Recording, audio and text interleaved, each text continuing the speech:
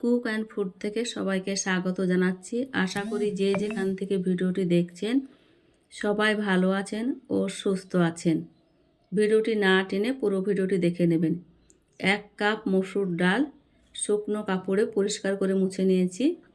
ব্লেন্ডারে মিহি পেস্ট করে নিলাম, একদম মিহি পেস্ট করে নিতে হবে।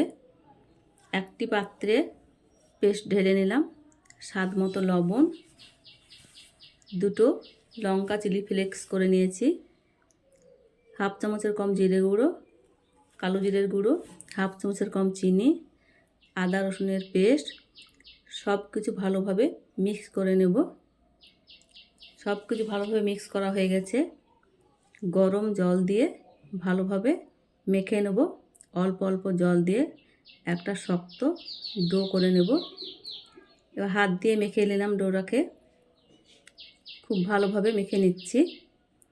মাখা হয়ে গেছে। 1 চামচ সাদা তেল দিয়ে আবারও মেখে নিলাম সুন্দরভাবে।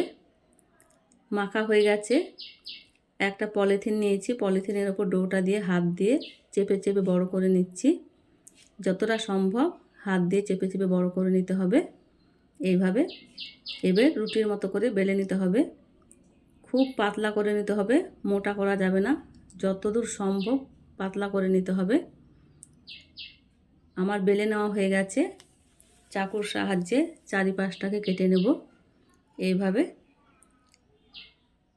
ভিডিওটি বন্ধুদের সঙ্গে বেশি বেশি শেয়ার করে দিবেন। লাইক, কমেন্ট, শেয়ার, সাবস্ক্রাইব করে পাশে থাকবেন। এইভাবে চাকুর সাহায্যে কেটে নেব। এইভাবে চারিপাশ, ওপর দিয়ে তিল ছড়িয়ে দেব। দেখতে সুন্দর লাগবে, খেতেও ভালো লাগবে।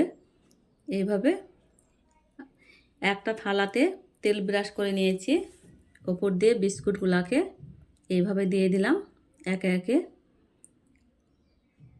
এইভাবে দেওয়া হয়ে গেছে।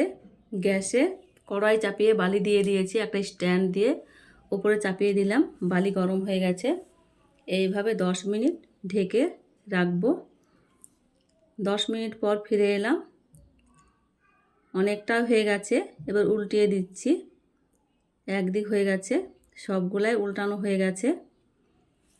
আবারও 5 মিনিট ঢেকে রেখে দেব। 5 মিনিট পর ফিরে এলাম। আমার বিস্কুট গোলা হয়ে গেছে। এবার নামিয়ে নিচ্ছি। নামিয়ে একটা প্লেটে ধুচ্ছি।